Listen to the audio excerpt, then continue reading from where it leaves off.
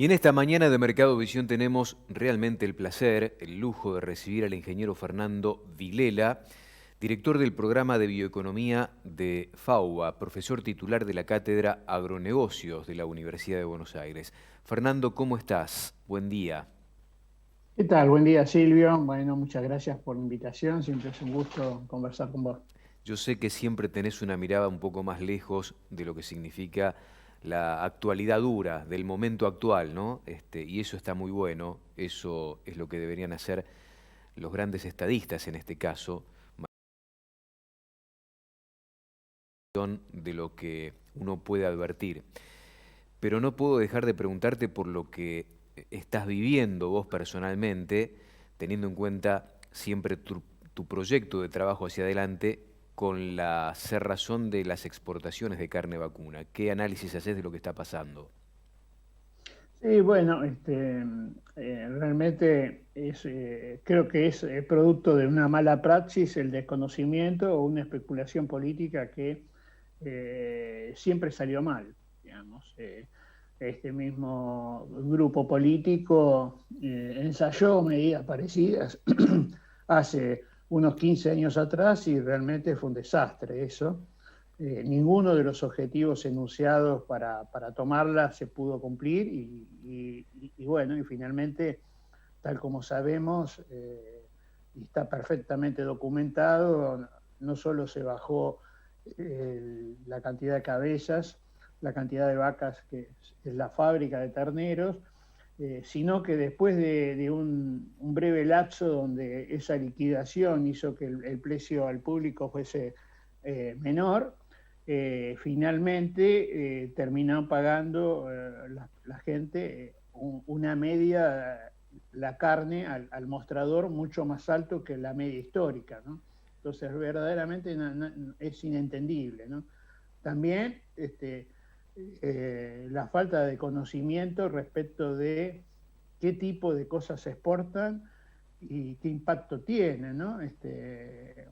Nuestro gran comprador, que hoy es China, básicamente está llevando un producto que no es de gran consumo local, como es la vaca conserva, que representa un ingreso importante para los criadores y para los tambos, con los animales de descarte, y cortes que no son los más caros o los más apreciados. Por otro lado, si se normalizaran los mercados europeos a partir de las cotas Hilton y la 481, etcétera, eso representa una parte del animal, la parte más cara, el resto queda para consumo local, ¿no es cierto? Si bien ese tipo de comercio quedó abierto, estamos hablando de categorías de animales de novillos, de animales pesados, que no son tampoco el consumo local, con lo cual tampoco se termina de justificar el negocio que se está planteando. Así que la verdad es incomprensible esta medida, no va a dar el resultado que se anuncia y solamente genera especulación y en algún caso, cuando empiece nuevamente a habilitarse la exportación a partir de los nuevos ROEs, va a generar nuevamente un circuito de corrupción como lo hubo en su momento. Bueno, un panorama complejo. Vos no ves tan sencilla la salida por lo que planteas a partir de las nuevas declaraciones juradas que ya forman parte de la estructura comercial para vender afuera más allá de las restricciones actuales. Daría la impresión de que al Estado, y lo explicaba muy bien Ignacio Iriarte, muy sencillo, ¿no? Que esta mañana con nosotros, el gobierno no quería admitir una derrota en esto de retroceder, volver sobre sus pasos con esta medida, en tanto y en cuanto se fueron presentando inclusive muchas alternativas por el complejo exportador argentino en las últimas horas y hay una no respuesta todavía. Daría la impresión de que esto va a ser así por los 30 días que anunciaron. ¿Cómo ves el futuro respecto de las exportaciones argentinas después de estos duros 30 días que presenta el gobierno como alternativa hoy? El gobierno hace un año y medio dijo que por 15 días había que cerrar la circulación para evitar la la pandemia y terminamos siendo el país que estuvo más cerrado durante 1 año y medio, digamos. Eso de los 30 días es una expresión de que puede no ser de esa forma, ¿no es cierto? Lamentablemente. Ahora, persistir en el error me parece que es la peor situación, porque acá no solamente está en juego el presente, que es la única dimensión que maneja este gobierno, sino también el futuro desde el punto de vista de las inversiones para que la gente ingrese y potencie un sector que hoy tiene una demanda internacional importante, como es la carne vacuna, y que habría que aprovecharla, pero también del otro lado están los compradores, ¿no? Estamos perdiendo el prestigio nuevamente frente a quien hoy estaba necesitando la carne argentina, no la va a tener, con lo cual dentro de 30 días, suponiendo que se levante esta restricción, no sé si del otro lado van a estar tan dispuestos a comprarle a un vendedor que un día dice una cosa y al otro día dice otra, ¿no? Entonces eso también es una lesión importante que siempre cuesta después levantar, ¿no? Entonces ojalá haya una reflexión, encuentren una excusa para salir de este atolladero del cual se han ingresado, personas que no tienen ni la más mínima idea de cómo funciona el sistema agroindustrial ni el sistema comercial de las carnes, han influido para que esto ocurra, ¿no? Cuando uno se da cuenta que el Ministerio de Agricultura no participó de esta decisión, bueno, está claro que hubo especulaciones de otra índole y de personas que formaron parte de un conjunto de medidas en el pasado que fracasaron. ¿Sí? Nosotros estamos en un país que hace 10 años que no crece, que no invierte, que cada año tenemos 400.000 pobres más, y bueno, y siguen insistiendo con medidas que lo único que hacen es atraso y desazón en aquellos que quieren producir. Por otro lado, la enorme ventaja es que el mundo sigue estando disponible para cuando Argentina se despierte, ¿no es cierto? Las enormes déficits de alimentos y de alimentos de calidad que aparecen están ahí disponibles, ¿no es cierto? Está China, que está creciendo fuertemente, todo el sudeste asiático, el mundo árabe, parte de Latinoamérica, etcétera, siguen siendo mercados más que importantes si nosotros fuésemos capaces de articular unas políticas que requieren que los dos grandes grupos políticos, no solo uno, los dos grandes grupos políticos puedan hacer algunos acuerdos mínimos de Estado en términos de generación de trabajo, que es lo que falta, generación de inversiones y sobre todo un sistema educativo que permita a la gente transcurrir el siglo XXI de la mejor manera. El que no ingrese hoy a una escuela de calidad, que no tenga una formación de calidad, va a quedar excluido del sistema económico, y eso es lo que nos está pasando, ¿no es cierto?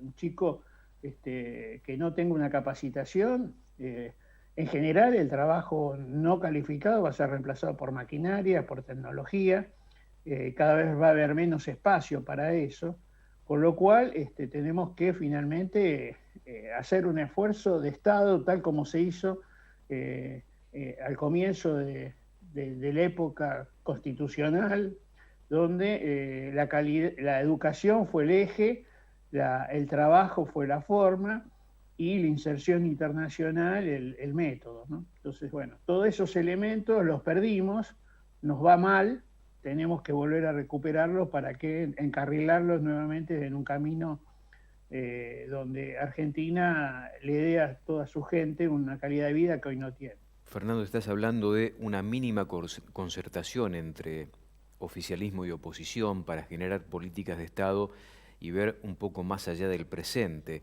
Ahora, el problema está centrado en que aquellos que fracasan consecutivamente con políticas similares a las ya adoptadas suponen que tienen éxito con este tipo de políticas. Bueno, eso, la verdad que cuando uno mira un país como la Argentina, con 50% de pobres, 60% de nuestros niños pobres, un año y medio sin clase, prácticamente para todos esos pobres, que sería su instrumento para avanzar. Argentina, que en la década a finales del gobierno de Ilía estaba en el comercio internacional, representaba más o menos 5 veces en términos porcentuales lo que hoy representa. La verdad que es un fracaso. Vestirlo de cualquier otra forma es una mentira.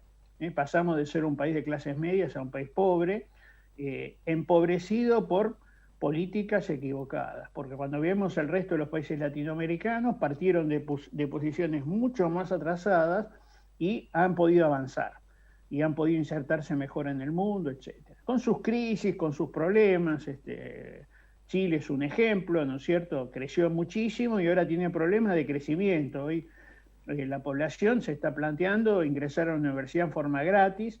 Hace 30 años atrás a las clases populares ni se le ocurría terminar el secundario, ¿cierto? Entonces, estos crisis de crecimiento que se están generando muestran una transformación. En Argentina, que estaba en ese lugar hace 30 años, estamos para atrás, ¿cierto? Entonces,